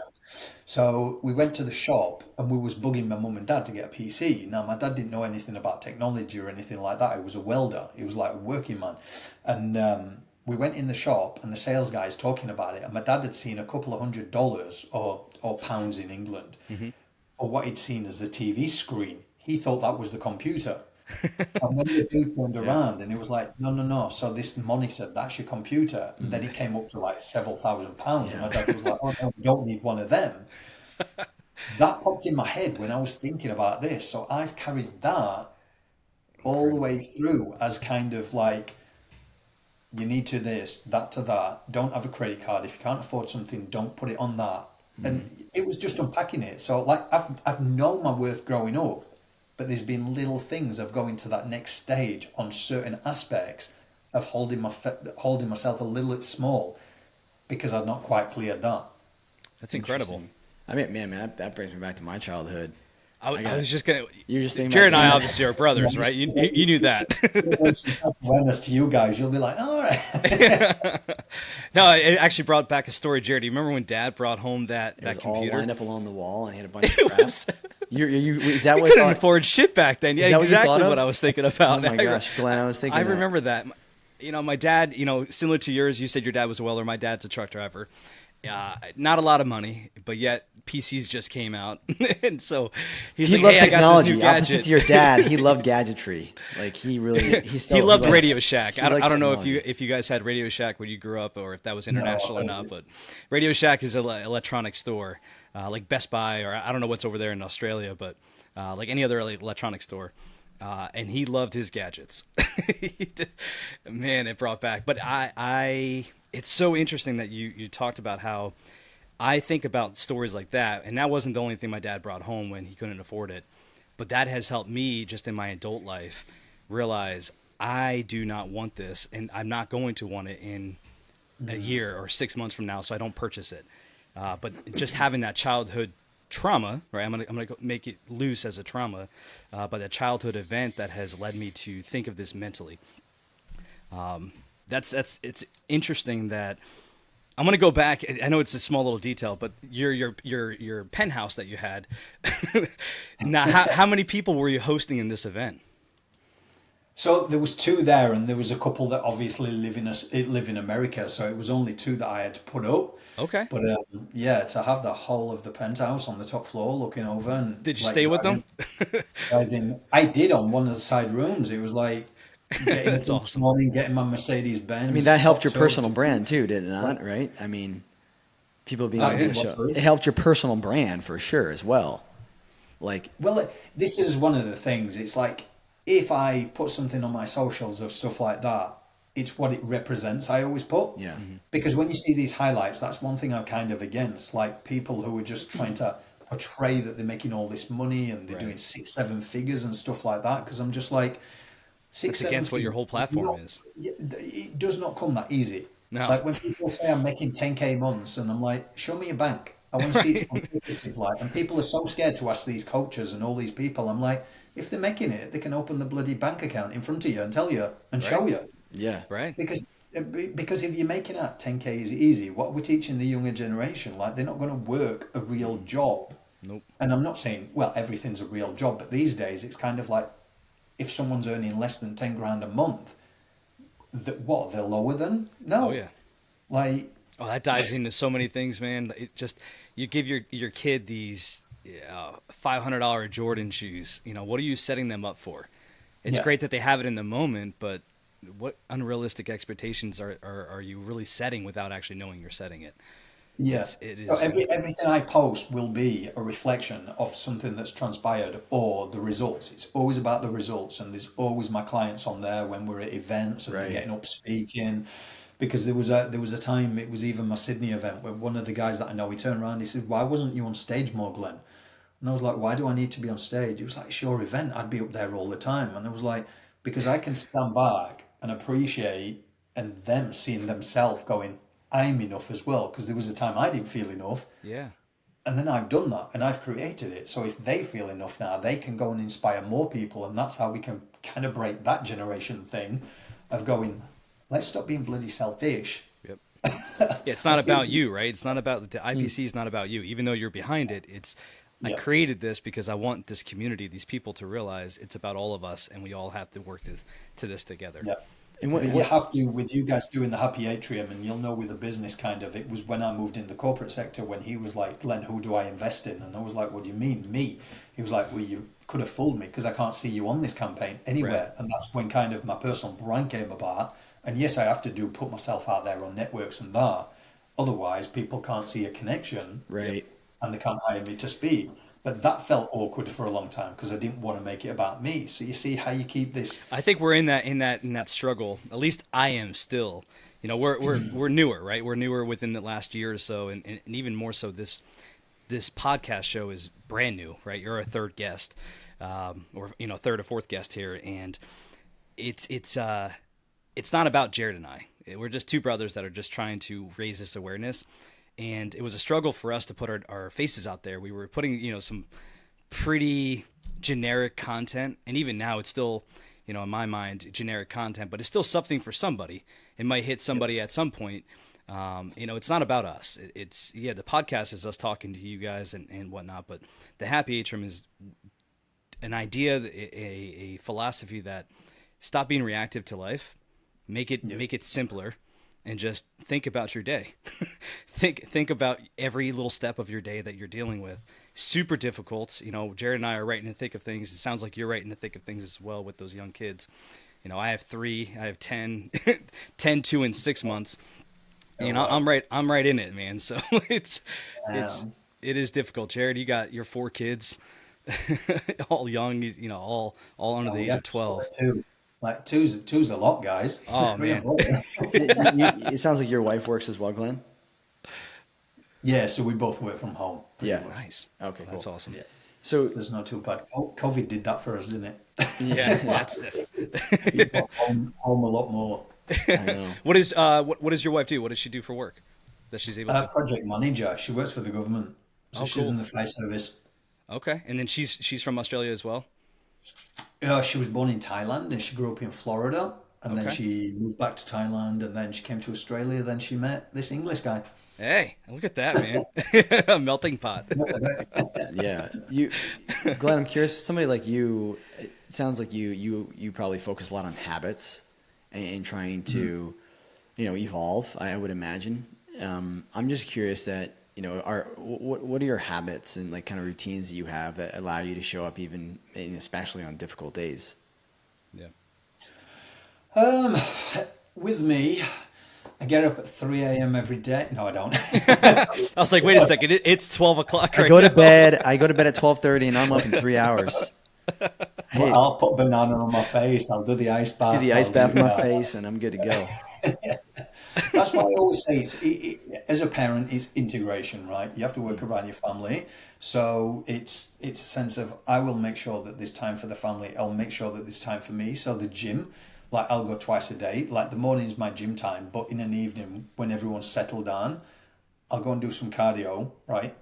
For my time, podcasts, listening, education, all that kind of stuff. And that's kind of my time. And I will say, I was speaking to a guy at the gym the other day and he opened up to me, right? It's just one of these things. I think when you've got that energy about you, where you start these conversations, people naturally gravitate towards you. And he was talking to us and it was just said, it was like, oh, you come on an evening a lot, don't you? I says, oh yeah, just to get away from the family as a joke. And he was like, no. He says, I actually come. He says, because like I've turned 40 now when guys don't talk about how lonely it gets when you get to this age. I'm like, what do you mean? And I knew very well what he was going to say. It was like, because you have to ask your family if you can organise things, because now you've got kids, you've got family, you don't just see your mates every other day, and guys just don't talk about it. So at least if I come to the gym, I get to see people, and it just gets me out of that kind of, I'm stuck. And I was like, I know what you mean. When you turn 30, 40, if you ain't got your friend, like my best mates don't live here anymore, they live all over the world. And I've got a couple of gym guys that we go out, but we have to not ask our wives, but try and schedule it in and see where Absolutely. and like when people start having those conversations, I think they're important. But my routine. Sorry, I'm just on a tangent again. Oh, you go on a tangent, man. That's Listen, all right. it's guy talk, bro. It's all good. It's the gym time, mate. And I must admit, I'm really old school where I'll run a hot bath and I'll lay in for like 2 hours at the end of the night. Just chill out in the bath, mate. Heck yeah. Yeah, my wife can't understand a bath. I don't know about Americans, but like, So yeah. it sounds like things that People you like definitely, you're kind of must-haves in the day, or the gym at least once a day. It allows you to obviously exercise, right? You get your exercise in, you get the blood flowing. There's obviously all kinds of benefits with that, and and that bath at night, right? And family time. It sounds like you got some morning time with the family and evening time. Those are kind of must-haves. Is that checking the boxes? Yeah, because the bath time and the gym time is self-care. It's educating myself, learning whatever I need to learn, and then the bath time's kind of when people talk about meditation. I've tried it, I can't do it. I just lay there, whether that's meditation or not. I just lay there and probably nod off. But So you're saying Headspace? You've tried that app and everything, it just didn't work for you? one of my mates is one of the narrators for the Calm app. Okay. And just because I know his voice every time it comes on, I just can't lay in the bath when I know that I'm not. That's Like, I know this You guy. don't call me bro, sorry. Yeah, because I've been out with him, and then he's like, "And just close your eyes." I'm like, no. No. Well, hey, you got the guy Andy from the UK, right? I don't know if you know that. He's the guy who started Headspace, which is Yeah. Anyway, so I did that for a long time, the whole Headspace thing. That's kind of what got me into the routine of meditation, and then I started doing just grounding work and kind of energy type work and just chakras and all that kind of stuff. But there's there are a lot of different tools out there, right? There's a lot of different ways that we can connect. And so for you're saying, work? I'm sorry? Breathwork, yep. Have you done breath work? Yeah. Yep. Yeah. Breath work is powerful, like really powerful. Yeah, I like breath work. First time I went to LA, one of my mates, he put me through a breath work, and I think what I liked about it was I had to concentrate on my breath. Yeah. Meditation, I've got too much running through my head, so it's like, and when you Glenn, you realize and I are very similar, it sounds like. I was like breath work. I was like, at least I'm concentrating on my breath. I can't think of anything else. You're being productive. How long was your breath work session? Was it like 30 plus minutes? It was. Your whole really body gets too- tingly and stuff because of the oxygen that you're flooding your body with. Is you went through that experience? Yeah, I went through that. The other guy that did it released trauma, so he was convulsing, crying. Yeah. And a girl, a young girl that was doing it, she brought up some memories that started talking to it, but he'd been doing this for years, and he's actually in Costa Rica at the moment, and he's doing more Chinese medicine and energy healing and all that kind of stuff. And yeah, but it's just really what I've learned through it all, and the spiritual kind of exploration and what you're saying, breath work, all that is like what we taught through social media. Because at the end of the day, what do we do when we're seeking? We go to what we think is gonna, and there's so many people saying so many different things, and it's just like kind of removing everything, tapping out the noise, and remembering who you are. When people say meditation is about clearing the mind, it's like, well, no, because actually the clarity comes and you can hear everything more clearer. Yep. Because you are in that silence. Whereas if you're trying constantly to get rid of all these thoughts in your head, well, you're not going to get there. You're going through this circle then, yeah. Yeah. And if you're in that position, I say go do bloody breath work, because you're concentrating on your breath. Yeah, you're doing that, so you're actually being productive with it. Yeah, I love breath work. When you Yeah, I will incorporate breath work, not to the extent of what we're talking about, but a simple, 3 to 10 deep breaths during high energy, high stress moments during cardiac codes or just codes in general. So I'll unofficially incorporate that into my training, which, again, I'm not a breathwork expert, so I can't officially do anything, but I'll tell people, hey, we all know how to breathe and we all know to breathe. So let's go ahead and control that adrenaline that's rushing through us right now. And the only way to do that is by being present in the moment and not panicking going to that direction and this direction. So I'll try to incorporate, guys, just take 3 deep breaths. Just get into your own head, and that way you can be more clear for that patient in front of you that's now, potentially dying. So. Exactly, mate. Glenn, I keep talking. I realize it's freaking midnight your time right now. We're being we busy. can keep going, man. But yeah, we'll definitely. Just hit midnight. What was that? It's only just hit midnight. Oh yeah, that's what I'm saying. Yeah, for us, our day's just getting started. Eastern time, we're sitting at like 10:07 a.m. So, I mean, there's more things. I had more questions and things. Obviously, so we'll have to chat some more, but. I want to respect your time, and I know you're probably tired and need to get going. Any kind of final thoughts, Glenn? Any practical takeaways, things that you just want to always make sure that people just hear? You talked about being real, being raw. That's what you strive to do with the Imperfectly Perfect campaign. It's the whole idea of it's okay to not be okay. We're literally humans. That is the human experience. I'm just curious if there's any kind of final thoughts and takeaways. Just whatever comes to your mind. Feel free to go ahead and diatribe as much as you'd like. Yeah, I just say exactly what you said there. It is a human experience. We're not supposed to be perfect. Lead by imperfection. So one foot in front of the other. And if you have got something placed on your heart, then say yes to it. Step forward. Follow it with your passion. You might not have everything down pat, the resources, all of the rest of it, but look what can be achieved. You have passion, you have resilience, you've got belief in yourself, and then just learn about yourself. Like this campaign, in its entirety, 7 years, I've learned more about myself, even recently, going even deeper. And that in itself, to break generational patterns that maybe came from my parents, like it's evolving, it's always evolving. And if there's one thing I'll always say, is like, when you see a lot of people and they're teaching you like, I can teach you about life.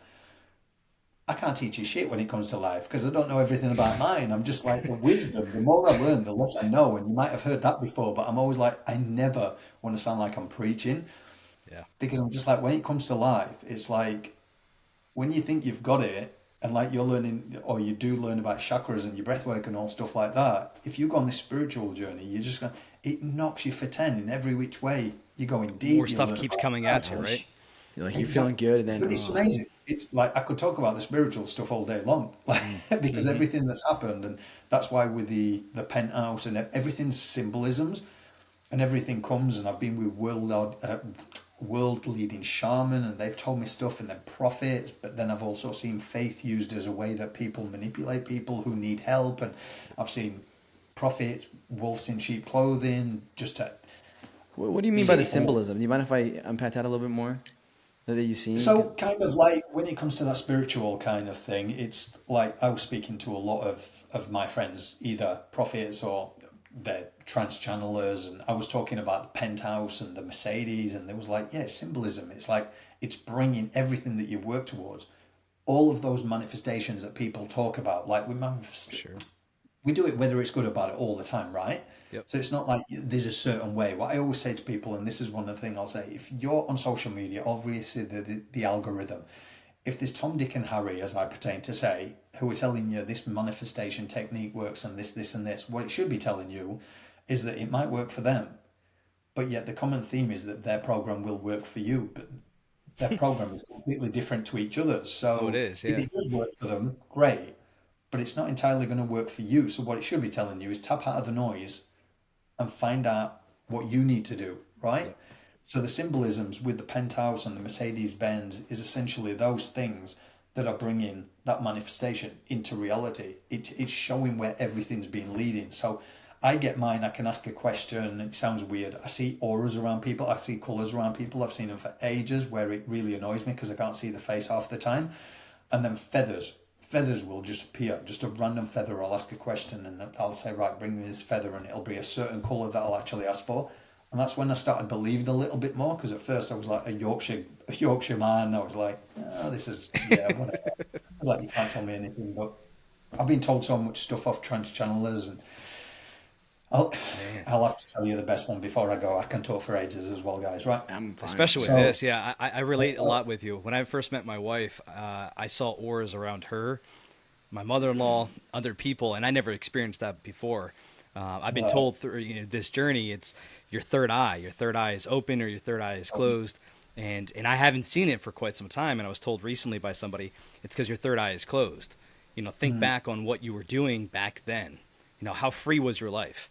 A lot of the freedom, the mental freedom, right? And right now it's clouded as hell because of the structure that we're trying to build, and just the young kids and just all this other stuff. So it's when you have experienced this aura feeling, it's anybody that has never seen it before. It is an incredible thing. Am I right, Glenn? yeah, yeah. It can be. Go Yeah, on, it can sorry, be mate. just so deep. Like it just, I don't know, just it hit me in my soul very, very hard. And with my wife, I don't know if you know anything about twin flames. Yeah, I've If you've also gone watched the down that road a Netflix little bit. documentary as well. So Sounds strange. my wife and I, we're twin flames. At least that's our belief. That's our feeling with one another, and it's an incredible experience for people that have the potential ability to read energies and to go down that road. I wish that everybody can experience it, because it is possible for everybody if they know how to open up that third eye. I'm still on that journey trying to figure that out myself, because I want to go back to it, man, because it feels so just I don't know how else to explain it. I think you said it. It's just letting it go. I'd say if you don't already listen to frequency music, I do all the Yep. time. Oh, Just the absolutely, I pure do. tones Like on all the Spotify or time. what? But Is it's there what, is sorry? there a channel on like Spotify, for example, or YouTube, one that you'd recommend that you like? See, I go on. Oh, I'll send you on Instagram so you know Please it. do. It's basically it's pure tone. So you can put the frequency you want in, and it's just pure tone. Like sometimes it's like, I think, sulfurgy or something, but they've always got music over the top or anything. So this is Yeah, just pure tone. So I'll send you that through. awesome. But yeah, I was in LA, Yeah. and there was this post that came up on Instagram. It was the first one I was there, and it was this woman, and the post was so raw. And I was like, I'm going to reach out to this woman. And I did. It was talking about mental well-being. And I reached out to her. And she got back to me that day. And she actually said, I want to be a part of this. And she flew from Arizona to LA to shoot with us, right? 3 months earlier, I was having a session with a channeler who's a good friend of mine. And she sat down and she was telling me all this stuff about what I was doing. And she said, look, your friend's coming through who you lost told me some stuff that she'd never know. And then she said, I've also got someone else coming through for you. I was like, who? She was like, Chester Bennington. I'm like, she was like, do you know who he is? I'm like, yeah, Lincoln Park. I was like, why the bloody hell would Chester Bennington be coming through for me? Like, a guy from Yorkshire. She was like, he knows you won't believe him, so he's going to prove it to you. I was like, all right. So this is like months and months later when I'm in LA, and like this woman comes up on my thing, and she flies from Arizona and then comes to LA. We spend the day together, me and my wife and my kids, and we shoot for the campaign. And she's like this huge auction tainer oven in Hollywood and all stuff, and I didn't know at the beginning. And then at the end she said, I want to connect you with a friend of mine. She might not get back in touch with you because she's actually big. And she was like, she lost her husband to suicide, and I want to connect you. And I'm like, okay. And then she got a phone number like I'll take the number off, but I'll screenshot later so you can see. To Linda Bennington. And I was like, she's not married to Chester Bennington, is she? She was like, yeah. She was like, gosh. right.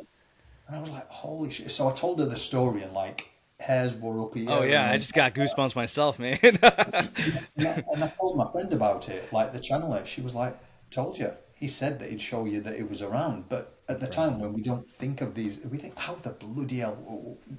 I'm a guy from Yorkshire, I live in Australia. He's this big musician. Like, why the bloody... And apparently it's because IPC has been divinely led the whole time, which is, if you think of a guy who knew nobody, didn't have resources, it blew up within 3 months in Australia, he got all these celebrities, corporate leaders, has gone worldwide without the money behind it. Like, even big organizations don't get it that far without, like, all that grandeur. Yeah, yeah. It's just been this guy called Glenn trying to keep up with it.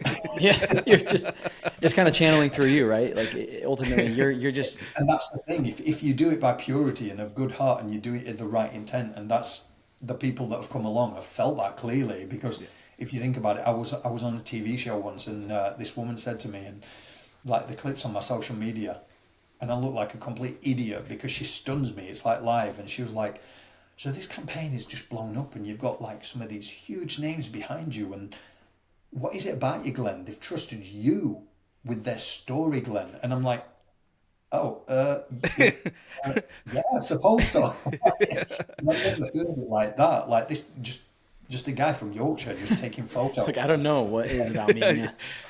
A big celebrity is like opening their heart up and sharing something that they probably wouldn't share. And you still don't know the answer to that, right? You're just, it's the answer is you're just doing it and you don't know. It's just something that you... I believe it's something divine. There's clearly something that's being led, but yeah. And now it's with the old energy and stuff like, obviously you guys know all that stuff now, and it is. It's that energy around it, and people know who are bullshitting. When you're being authentic, right? It's exactly, both messages are for sure authentic. You know, I could care less if we make money. If anything, make money for keeping this thing alive. That's literally it. And if it doesn't, then hey, man, we're meeting some really cool people such as yourself that are on this incredible journey. It's incredible, man. Glenn, I don't want to take up any more of your time. We can talk for hours, man. I know we could. We'll have to connect next time you're in the States, man. Yeah, we would love to connect with you when you're over here again, man, or just another show or just something. We would love to connect more with you. Where are you guys based again? Pennsylvania in the United States. I don't know if you Eastern. So you have LA all the way over here, and then you have Pennsylvania on the other side. Oh, nice. And I'll be in Utah pretty soon. Okay. Utah, yeah. How far is that from LA? It's not. It's like a 13-ish hour drive. I mean, a plane ride is like an hour or so, hour and a half. That's not Yeah, bad. plane ride for me is probably about 7 hours. Yeah, isn't that far? Probably. Sure, I mean, it like takes like 5. 6 hours to get to Utah, so a couple more maybe. Yeah, 7, Yeah. 8, something like that. Yeah. So, but Utah's know, nice. you I can see guys- you doing an event in Utah, Southern Utah. A lot of people love it there. Like Zion National Park, Bryce Canyon. There's all of that. One of your events, I think a lot of people do events there in Utah. Nice, yeah. nice. Well, I'm supposed to be back in November, back to LA. So, Have you heard? I'm sure you have their international band group, Imagine Dragons. yes, Have you heard the song "It's Okay"? probably. Oh man, I I'll send it to you on Instagram. Dude, it is literally like your entire platform is this in one song. And if you haven't linked up with them already, not that you need my anything, but link up with them, dude, because they're incredible people, and just that song it comes from a really good place. Jared, you know who the guy, he came from Utah. The main band leader, his Talks sister. about mental health a lot, doesn't he? Say it again. Talks about mental health a lot. He does. He does. And that song, I believe it's after his sister. Yeah, Dan Reynolds. Dan Reynolds. Yeah, I think his sister passed away. I think either to suicide or through health. And again, anybody don't quote me on the song, but this is just me paraphrasing. It hits home incredibly to me. I even thought when we started the Happy Atrium that this song, I was like, dude, this has to be our like whatever you call it, like behind the scenes. This is it. Like, it's okay not to be okay. We're here just to try to learn and try to be perfect in our own imperfect way. Right. And we all of a sudden we came randomly across Glenn Marsden with There's the another one. IPC. If you've heard of satsang, have you heard of satsang before? They sing with imperfect in, and one of the guys that came on my campaign, he was the influencer, but he's a big singer now. So if you write this down, if you've got a pen there, it's called Taylor Holder. Taylor Holder, okay. But his song is called Human, and if you listen to those lyrics, we put it against some of the campaign because it was like, I can't remember some of the but it was almost like everyone sees what they want to see, but yet they don't see me. Behind all the smoke and the mirrors is a real person going through real things, and like you just listen to the lyrics and you're like, holy fuck, that's real. Thank you so much for joining us on this episode of Oak Road Diaries. We really appreciate you, and we really, really do hope that it added even the tiniest bit of value to your life. If you felt that the conversation resonated with you, we invite you to share it, because you really never know who needs to hear this today. You can find more tools for intentional living and the 7 pillars of transformation at thehappyatrium.com, or connect with us on our socials at thehappyatrium. We'd love to see and interact with you there. Until next time, keep tending to your inner child, one breath, one step, and one story at a time.